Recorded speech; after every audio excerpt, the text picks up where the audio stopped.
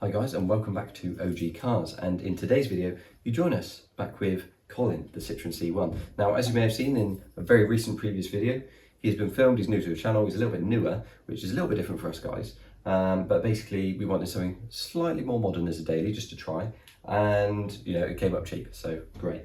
Now we're going to do a service on this car. The last video did exceptionally well, so what we're going to do now is actually film the service on this car because it's a little bit of a how-to. If you guys are wondering how to do a service on your own Citroen C1, then happy days, you got this video as a little bit of a reference. So we'll start off with some parts. We've got Manol 5W30. Don't be disillusioned, it says 5W40, it's actually filled from the barrel downstairs, and we've got a 20 litre drum of 1040 and 530, so I've filled it up with that. I can't remember how much we're going to need for this car, we will double check. We've got an oil filter, I've gone for a Comline, we've got CTY 11170 if you're interested in what filter number that is, and yeah, it's just your standard small metal canister filter. And then we've got our air filter, which again is a Comline one. I tried to go for branded, even if it's not the most expensive brand, you know, at least you know it's a semi-decent part. So we've got CTY 12230 for the air filter, and this is one of these, they're not like the orange style air filters, these are the paper cartridge type for the top of this. It's the same idea, I'll show you how to change it of course anyway.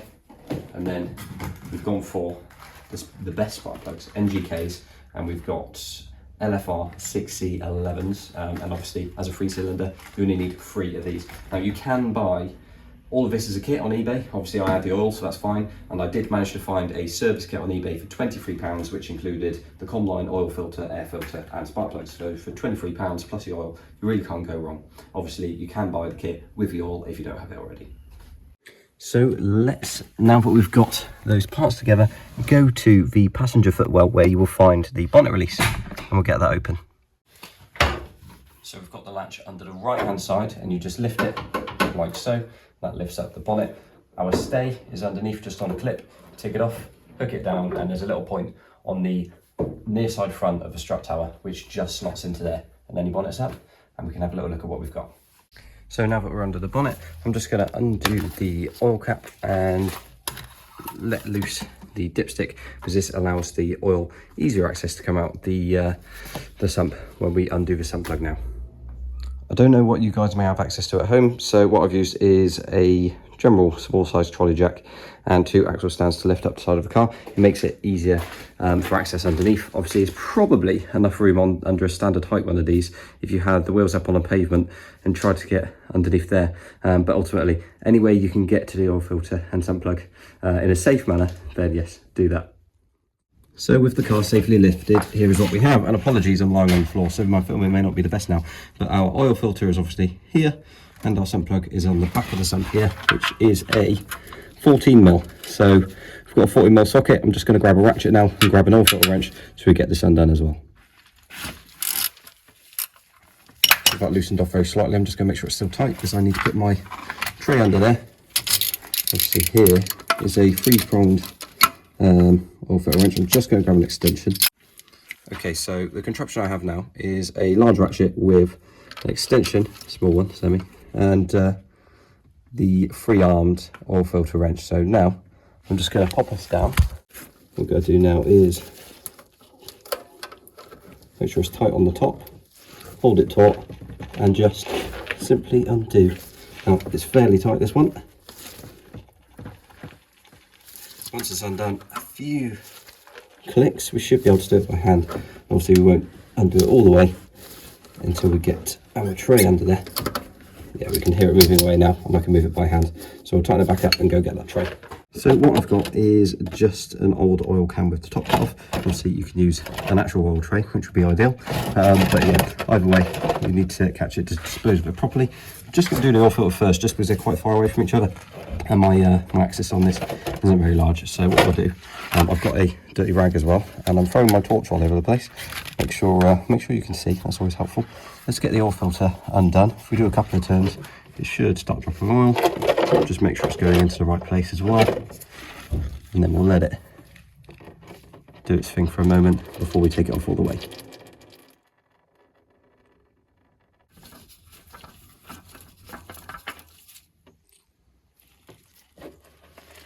we are, we'll just put the old filter in there. And what we'll do is we'll smear the surface of a new filter and stick it on. This isn't easy with one hand, but you basically smear it so it's going to seal a little bit better rather than just going on there dry. Okay, so here we are, and we don't have to worry about the tool for this.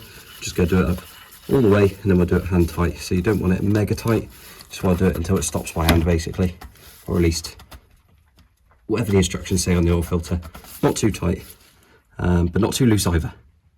So with that done, let's go and get our sump plug out, and hopefully I've aimed it right, because otherwise it's going to go absolutely everywhere. And what I'll do is I'll stick it straight on the rag next to my tray and hope for the best. There we go, it's about at the end. And it looks like we're aiming correctly as well. Perfect, and we'll stick that just on there. We'll clean it all up, make sure the washer's replaced, all okay. See what I've got, and then yeah, just let this drain out for a little bit now. What I like to do is do the bits up top and leave this to drain fully, and then I come back and put the sump plug in and put the oil in after I've done the spark plugs in the air filter. Okay, so back up top, we want to look at the air filter first. We want to get this section off basically because the spark plugs are underneath. So what we're going to do is remove these clips. There's a few on the right hand side here, like so, and then I believe we've got a bush here on the front left. So we'll just see if it lifts out, which it does. And then on this side, I will just shine a light for you.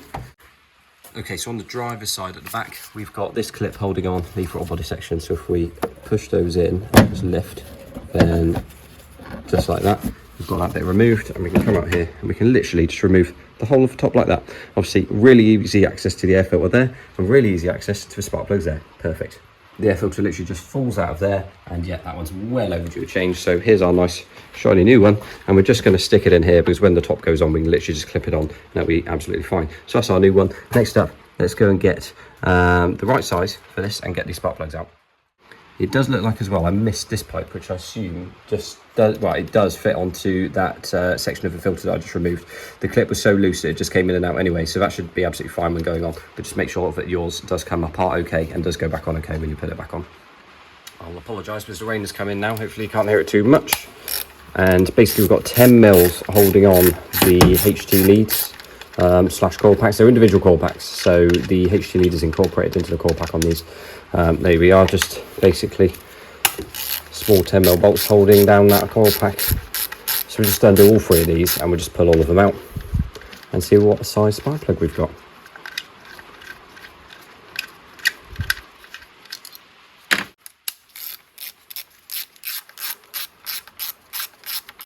And just for safekeeping, that one doesn't want to come out anyway, just stick them across the top there. The other two are just there already, so I'll just leave that one in there, as we shouldn't need the 10mm till after. And we're just going to remove these, obviously keep them in order. You can disconnect the plugs if you want, as long as you put the coils in the right way round. But there we are, we can just leave them set up there anyway. Okay, so what we've got here is a 10mm spark plug socket. Here's my Halfords one, and I'm just going to put it on a longer extension with a 3/8 ratchet, and I'm just going to stick it down there and take these spark plugs out.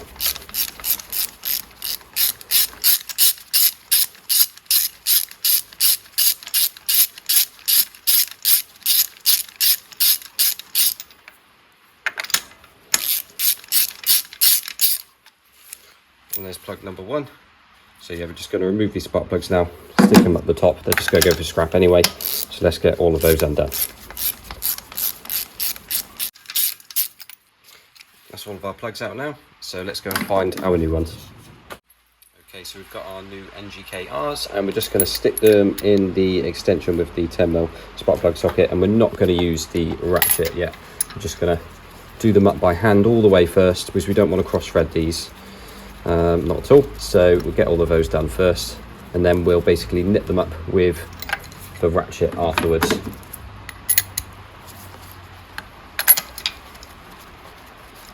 Apologies for the rain, you can hear it on the roof in here normally, so apologies if you can hear that. This spark plug, I ought to say you should check the ends. They normally put a cardboard end on, which they do in the NGKs. I think most of them do now anyway, but you just want to make sure that the end isn't closed up where it's been heavily dropped or anything, because I have seen that before. So yeah, just make sure they're okay, make sure they're gapped, and then stick them in. Okay, so with them all in there, there's probably torque settings for these, but I'm going with feel. And basically there's a little washer on there that crushes up, and then once that's crushed up it gets a little bit easier and then it gets tighter. So we just want to get it to that point where it's tighter again, and we don't want to go too much further than that, because again you don't want to snap these in or cross thread these or anything, because that is expensive cylinder head work which we really don't want. Okay, so with those on and tightened up, we just want to plug our individual coil packs back in like so. And I want to find my ratchet, which is just over here with our 10mm, and I'm going to do this end one first, and I'm just going to go back across. And again, we don't want to do these too tight because we don't want to break these, because they're holding on your coil packs. Admittedly, this is into the rocker cover, which is a little bit cheaper to deal with if you did have any problems. Easier than dealing with the cylinder head, but basically you just want to nip them up, not too tight.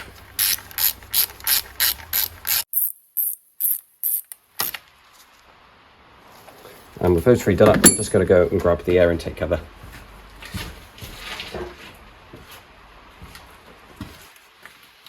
Here we are, back over the top like this, and we just want to position it so that we're going above the throttle body there, and sort of sitting roughly how it should be. I'm just going to shine the light in this side, and the clip has decided to fly off the throttle body section, so I'm just going to put that back on.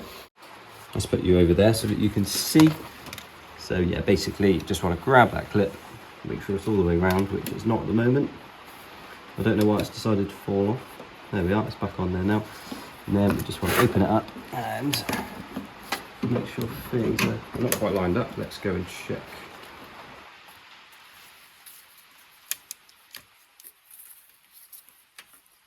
Lined up, push it on, push it down firmly. Obviously make sure that your breather there is in as well. Stick it in on the bush side, which it is, and then push it down here and just pop all of these clips back in.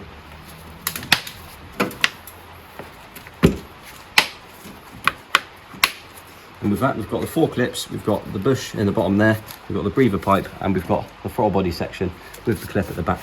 And just make sure it's sturdy, and yeah, we're all good. Okay, so now that this has had some time to drain, we can stick our, if I can find it, stick our 40mm sump plug back in with a decent washer. Do that back up, and then I'll just give it a quick nip up and wipe it as well, because it's still got a little bit of oil on the sump, of course. So let's grab this dirty rag, just give that a wipe, and we'll move it out of the way to dispose of that correctly. And I shall grab my ratchet with the 14mm socket, and we just want to nip it up.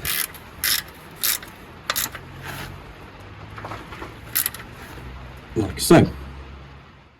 Okay, so next up, obviously we've got our air filter spark plugs done, and we've got the sump plug back in and tightened up, and the oil filter tightened up, but we're going to want some new oil. Never forget this step, it's not ideal, because you'll have no oil running around your engine, and yeah, that will cause some destruction eventually. For this type of engine, the Citroen C1 engine, I imagine it would run for several years with no oil in it, because it seems to be, I'm not going to say they're indestructible, because mine will certainly blow up then, but they're certainly a good engine. Now, I want to fill this up on the floor so that the dipstick shows the right level, so I'm just going to take the axle stands and jack out now. Okay, so we take just shy of 3 litres. So this is the bit where I spill it everywhere. It's better to do the cap at the top, because it lets the air in, so instead of glugging, it comes out smoothly, in which case it doesn't go everywhere. Although I'll still spill it everywhere anyway, because that's just how it is. Ideally, just get a funnel. I've got one downstairs, and I've just remembered, but here we are. Let's stick, yeah, it's about 2.8 litres. So let's stick that in, get the cap back on, and we want to turn the car on and then turn it off before we check the dipstick, just so we've got oil in the oil filter as well, because at the moment it's dry. Well, there we are, that's about 3 litres, just shy of. So let's just stick the oil cap back on without cross-threading it on. There we are, tight, and let's stick the dipstick back in where it should be, and there we go. Let's go and give it a start up, make sure the oil runs around it for, I don't know, half a minute, and then leave it a little while, and just check the dipstick and make sure we've got enough oil in there. Make sure it's in between the 2 marks. It's slightly nearer max. The min would be ideal.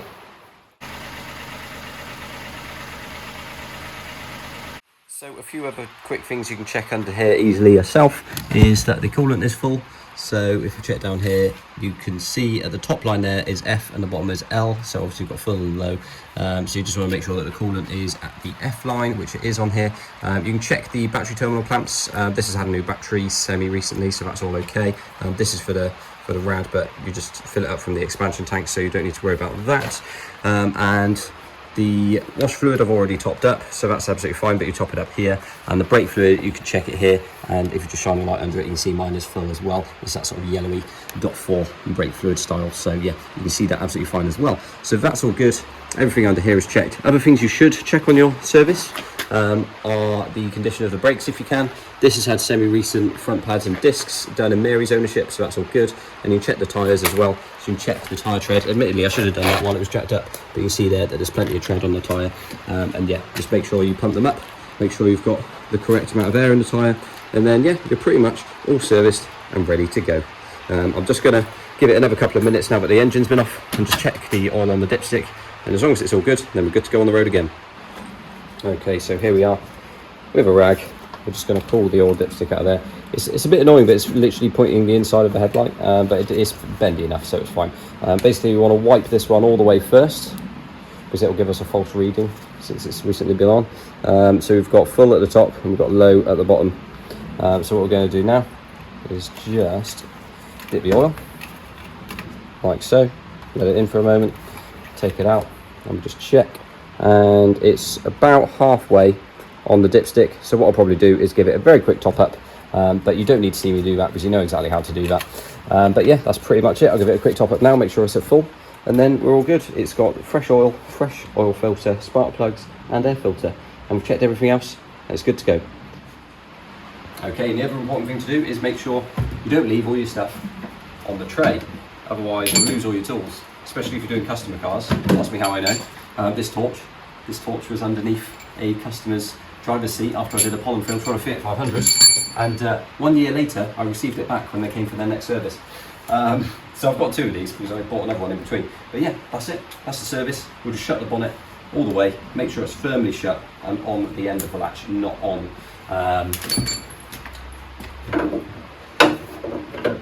What's the word?